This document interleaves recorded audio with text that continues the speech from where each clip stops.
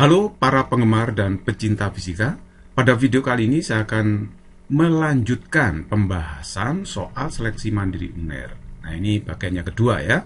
Nomor 1, sebuah bola bermassa M bergerak mendatar pada meja licin seperti tampak pada gambar. Tepat di bibir meja memiliki energi kinetik E. Ketika mencapai ketinggian tertentu dari lantai, energi kinetiknya menjadi 3E. Waktu yang dibutuhkan bola sejak lepas dari bibir meja untuk mencapai energi kinetik sebesar ini adalah berapa? Kita jawab. Nah, kita gambar dulu ya. Suatu saat misalkan bolanya sudah mencapai ketinggian delta H ya.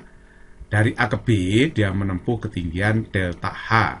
Perhatikan di sini meja mendatar, kemudian bolanya juga bergerak mendatar, nanti terlempar secara mendatar. Jadi gerakan dari A ke B ini bisa dipandang gerak jatuh bebas. Oke, nah kita tahu bahwa bola jatuh dari A ke B, dari bibir meja A ke B itu karena pengaruh gaya gravitasi, sehingga ada usaha gravitasi. Nah, usaha gravitasinya itu untuk merubah energi kinetiknya dari A ke B. Oke, usaha gravitasi itu dirumuskan mg delta H, di mana delta H itu ketinggian yang ditempuh. Nah, delta EK itu berarti EKB dikurangi dengan EKA ya. Nah, saya uraikan, delta H-nya itu bisa saya urai menjadi setengah GT kuadrat. Tadi saya sudah mengatakan bahwa bola ini jatuhnya awalnya secara horizontal, sehingga komponen kecepatan awal ke arah sumbu Y tidak ada, sehingga ini dipandang sebagai gerak jatuh bebas. Jadi kalau gerak jatuh bebas, maka delta-nya bisa ditulis setengah GT kuadrat. Nah, sedangkan EK di B sudah diketahui dalam soal, yaitu menjadi 3E, sedangkan awalnya di A itu energinya adalah E. Perhatikan ya, di sini mejanya itu licin, jadi kecepatan di sini maupun di bibir meja itu sama, sehingga energi kinetiknya sama, yaitu sebesar E. Oke, nah sekarang kita sederhanakan, T kuadrat itu berarti sama dengan berapa ini? Kalau kita lihat di sini, 3E dikurangi E itu 2E. 2E dikalikan 2 kan 4E ya. Nah, ini mg kuadratnya saya tarik ke ruas kanan seperti ini. Sehingga T kuadratnya sama dengan 4E per mg kuadrat. Sehingga T-nya adalah sama dengan 2 per G akar E per M. Jadi jawaban yang tepat adalah A. Nomor 2, sebuah benda yang mula-mula diam di pangkal koordinat, kemudian bergerak lurus panjang sumbu X pada bidang datar dengan persamaan percepatan. A sama dengan 3E kuadrat plus 4 meter per sekon kuadrat. X dalam meter. Pada saat mencapai jarak X 2 meter dari pangkal koordinat, kecepatannya adalah berapa? Kita jawab. Nah, ini adalah percepatan fungsi posisi ya. A sama dengan 3E kuadrat plus 4. Nah, ini saya uraikan aja, percepatan itu adalah dv per dt. Turunan pertama kecepatan terhadap waktu sama dengan 3E kuadrat plus 4. Nah, ini bisa saya manipulasi ya. Ini saya kalikan dx per dx, ruas kirinya tidak merubah persamaan yang kiri, tetap aja kan. Dx per dx kan 1. Nah, tapi kalau dx per dt, ini saya operasikan dulu, dx dibagi dt itu adalah kecepatan ya. V, kecepatan. Dx per dt itu kecepatan. dx-nya saya lempar ke ruas kanan, nah seperti ini. Oke, nah kemudian saya mainkan integralnya. Kalau ruas kiri saya integral, maka ruas kanan tentu juga saya integral. Jadi integral ruas kiri dari kecepatan 0 sampai V, sedangkan ruas kanan dari posisi 0 sampai dengan 2 meter ini ya, yang diketahui dalam soal. Nah, integral ruas kiri itu adalah setengah V kuadrat dengan batas 0 sampai V, sedangkan integral ruas kanan hasilnya adalah X pangkat 3 plus 4X, batasnya 0 sampai 2 ya. Nah, ini saya masukkan aja V-nya, kemudian 0 saya masukkan, nah ini 2, 0 saya masukkan, batas-batasnya seperti ini. Akhirnya saya dapatkan setengah V kuadrat itu sama dengan 16, ini 0 ya. Jadi yang ini 8 tambah 8, 16, sehingga V-nya kalau saya hitung ya berarti akar 16 4, akar 2 tidak bisa, ya berarti V sama dengan 4 akar 2 meter per sekon. Jadi jawaban yang tepat itu adalah B. Nomor 3, sebuah benda bermassa M dilemparkan ke atas dari permukaan tanah dengan kelajuan awal 2 akar 15 meter per sekon. Selain mendapat gaya gravitasi mg, di mana G itu adalah percepatan gravitasi setempat, benda tersebut mendapat gaya gesekan udara yang besarnya 1/4 mg dan arahnya berlawanan dengan arah gerak. Kelajuan benda ketika mencapai permukaan tanah lagi adalah berapa? Kita jawab. Oke, nah saya gambar dulu di sini. Benda ini dilempar vertikal ke atas ya. Kecepatan awalnya VO ya.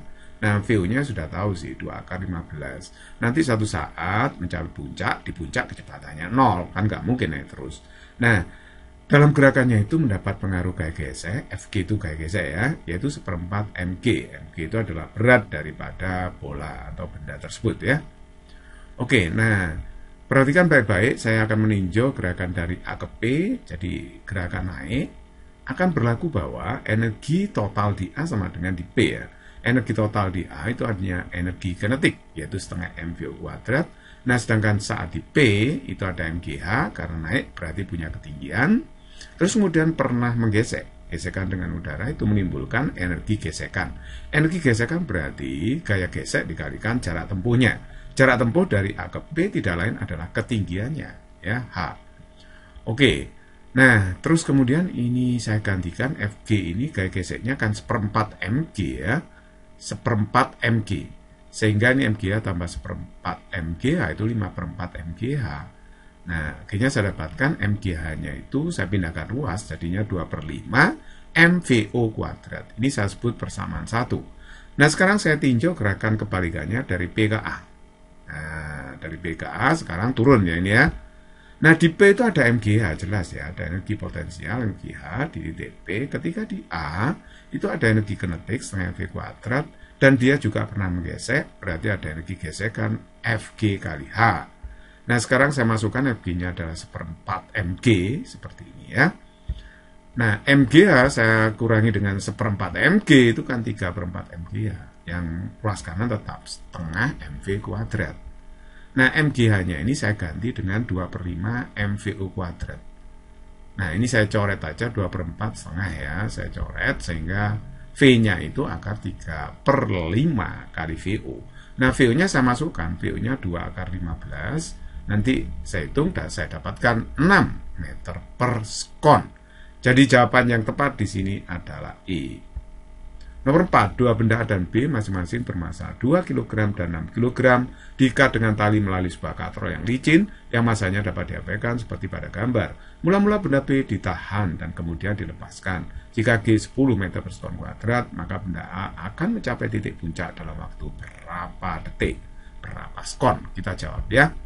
Oke, saya gambar dulu gaya yang bekerja pada A gaya berat, B itu punya gaya juga gaya beratnya WB. Terus kemudian tegangan tali ini tidak saya gambar, tidak penting ya.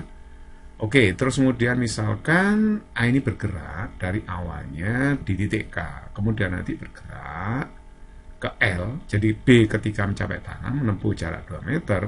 Nah, nanti balok A ke L juga menempuh jarak 2 meter, tapi tidak langsung berhenti ya. Ketika B mencapai tanah, A itu sifatnya lembam, balok A itu lembam. Karena sudah kadung bergerak, maka dia akan cenderung meneruskan gerakannya. Dia akan bergerak dulu dari L ke M, di M itu mencapai titik puncak, berhenti, baru jatuh lagi ke bawah gitu kan. Oke, nah seperti itu.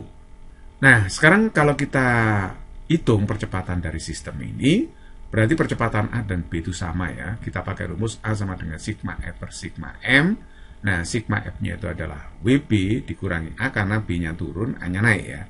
Jadi WB turun, balok B turun sesuai dengan arah percepatan, jadi dia positif, tandanya kalau WA, A-nya kan bergerak ke atas, sedangkan WA ke bawah, sehingga ini negatif tandanya. Sigma M itu berarti dijumlahkan aja masanya. Oke, WB-nya itu adalah 60 karena masanya 6, WA-nya 20 karena masanya 2 kg, M kali G ya, W itu, MB 6, MA 2. Nah, ini kalau saya hitung ketemu 5 meter per sekon kuadrat. Ini percepatan A maupun B. Oke, sekarang perhatikan, kita meninjau balok A ini ya, balok A yang ditanyakan. Jarak yang ditempuh A dari K ke L itu jelas sama dengan 2 meter nanti ya. Jadi, dari keadaan diam berarti dia ber-GLBB, VO-nya 0. Jadi, VOT-nya tidak ada di sini, langsung setengah AT kuadrat. Nah, S-nya saya masukkan 2 ya. Nah, setengah A-nya 5 tadi, TKL kuadrat. Nah, ini berarti kan TKL itu akar 4/5 sekon, ya kan? Oke, ini waktu dari K ke L. Tapi yang ditanyakan kan, maka benda akan mencapai titik puncak dalam waktu berapa? Berarti kita harus menghitung dari L ke titik puncaknya, M. TLM kita cari, ya. Nah, kita cari dulu kecepatan di L berapa. VL itu VO plus AT, tapi VO-nya 0 ya. Jadi A kali T saja. Nah, oke, sekarang kita masukkan A-nya adalah 5. T dari K ke L itu adalah akar 4/5 kan. Saya gunakan ini ya T-nya. Sehingga kita dapat hasil 2 akar 5 meter per sekon. Gitu ya. Oke, VL sudah ketahuan. Nah, kalau kita mau mencari waktu dari L ke M, kita pakai rumus GLBB aja. VT sama dengan VO plus AT. Nah, VO-nya itu ada di L di sini ya. Nah, A-nya itu kita isi min G, karena ini gerakan dilempar ke atas. Dia mendapat perlambatan gravitasi, ya sebesar G itu. Oke, jadi V di puncak itu kan 0 ya. 0. VL-nya tadi 2 akar 5, G-nya 10, TLM ditanyakan.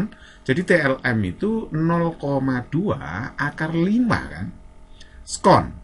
Nah, tapi yang ditanyakan waktu dari K ke M. Oke, sampai ke puncak. Berarti TKM itu adalah TKL ditambah TLM. Nah, TKL-nya kan sudah tahu ya. Akar 4/5, sedangkan TLM-nya 0,2 akar 5. Nah, ini sama aja dengan 0,4 akar 5 kan. Nah, sedangkan yang ini tetap 0,2 akar 5, saya jumlahkan berarti 0,6 akar 5 skon. Jadi jawaban yang tepat adalah B. Nomor 5, perhatikan sistem katrol dan beban yang ditunjukkan pada gambar. Massa katrol dapat diabaikan. Massa balok A dan B masing-masing 1 kg dan 2 kg. Gaya horizontal F pada balok B agar balok A dapat bergerak dengan laju konstan. Kita jawab ya. Saya gambar dulu gayanya di sini, gaya-gaya yang penting saya gambar. Di sini nanti B-nya ditarik ya, horizontal, ada gaya gesek pada B, FKB. Terus kemudian di sini A juga mengalami gaya gesek. Nah, kalau di gambar rekam nanti ada WB, ada NB gitu ya. Ini ada W, ada NA ya, NA, NB gaya normal pada A dan B ya. Oke, tapi tidak saya gambar rekam gayanya. Oke. Nah, nanti B dan A itu akan bergerak ke kanan gitu ya, ke kanan. Nah, tapi dia bergerak dengan laju konstan, berarti V-nya tetap, artinya tidak dipercepat, hanya 0 kan. Sigma F itu M kali A menurut hukum 2 Newton. Tapi A-nya 0, sehingga ruas kanannya 0 ya. Nah, sigma F-nya itu kan F dikurangi FKB dikurangi FKA. Oke? Nah, kalau tegangan tali ya saling menghilangkan, karena hasil reaksi, jadi nggak usah digambar, karena saling menghilangkan. Jadi, jumlah gerak pada benda ini aja. Oke? Nah, sekarang berarti F-nya FKB ditambah FKA. FKB itu mu KB kali NB, FKA ya mu KA kali NA gitu kan ya. Oke, nah ini kalau saya ganti NB itu bisa diganti beratnya B, WB, NA diganti WA. Nah, mu KB 0,1 saya masukkan. WB-nya kan 20. Ini 2 masanya ya, 20. Mu KA itu 0,2. WA-nya itu adalah 10 ya. M kali G 10. Jadi kalau gitu ini 2 ditambah 2. Berarti hasilnya 4 Newton. Jawabannya benar berarti B. Basic is